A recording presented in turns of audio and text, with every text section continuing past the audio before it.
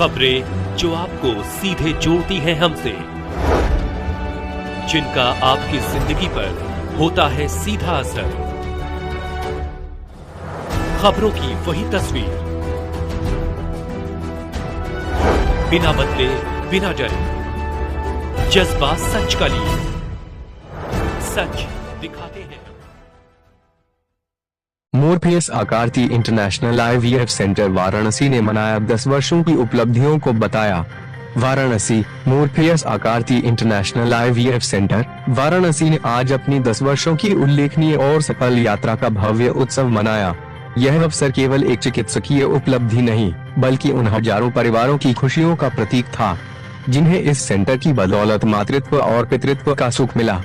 कार्यक्रम के मुख्य अतिथि वाराणसी के विधायक श्री सौरभ श्रीवास्तव रहे, जबकि विशिष्ट अतिथि के रूप में पूर्व महापौर और लोकप्रिय समाज सेविका श्रीमती मृदुला जायसवाल उपस्थित रहीं। दोनों अतिथियों ने सेंटर के योगदान की सराहना करते हुए कहा कि यह संस्थान वाराणसी वासियों के लिए किसी वरदान से कम नहीं है। कार्यक्रम की अध्यक्षता करते हुए डॉक्टर दिव्या अग्रवाल IVF विशेषज्ञ एवं निदेशक आयुष्मान हॉस्पिटल ने बताया कि 2015 में जब मॉर्फियस IVF और आयुष्मान हॉस्पिटल ने साथ काम शुरू किया, तब उद्देश्य केवल इलाज देना नहीं था, बल्कि पूर्वी उत्तर प्रदेश के दंपतियों को विश्व स्तरीय उपचार घर के पास उपलब्ध कराना था। इस इंडो जर्मन साझेदारी के अंतर्गत अत्याधुनिक तकनीकों, प्रशिक्षित डॉक्टरों और नैतिक चिकित्सा प्रक्रियाओं को एक ही छत के नीचे लाया गया। बीते 10 वर्षों में संस्थान ने न सिर्फ हजारों जोड़ों को संतान सुख प्रदान किया, बल्कि IUI प्रक्रियाएं, CME वर्कशॉप्स और क्लिनिकल ट्रेनिंग के जरिए अनेक चिकित्सकों को भी प्रशिक्षित किया। कार्यक्रम में डॉक्टरों, मेडिकल छात्रों, सामाजिक कार्यकर्ताओं और शहर के प्रतिष्ठित नागरिकों की उल्लेखनीय उपस्थिति रही। सभी ने संस्थान की उपलब्धियों की सराहना करते हुए इसके उज्जवल भविष्य की कामना की।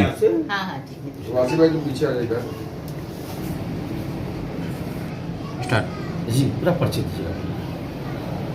मैं doctor Divya Agarwal, Ayushman hospital director and fertility specialist of Morpheus Aakriti IVF centre. आज किस संबंध में कार्यक्रम का आयोजन किया? आज में ये कार्यक्रम हमारा रखा है, हमने अपना 2015 में IVF Morpheus Aakriti IVF centre का स्टार्ट किया था और हमारे आज 10 वर्ष पूरे हो गए हैं।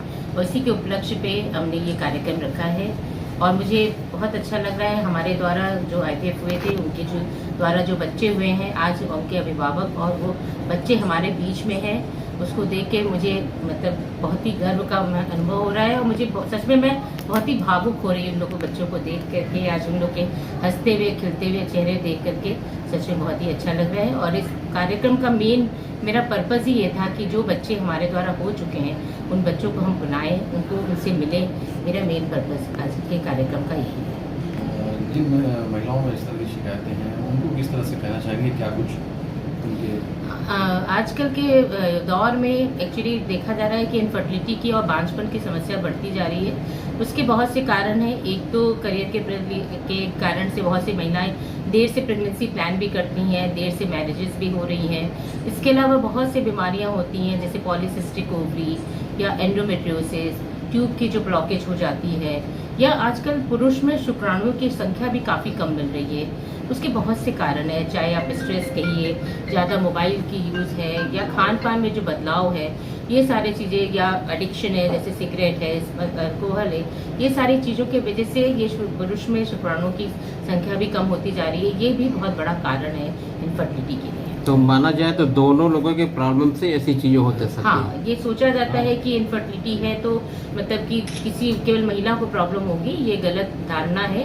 अगर किसी में महिला की परेशानी हो सकती है, किसी में पुरुष की परेशानी हो सकती है। इसलिए जांच और इलाज दोनों का ही कराना चाहिए।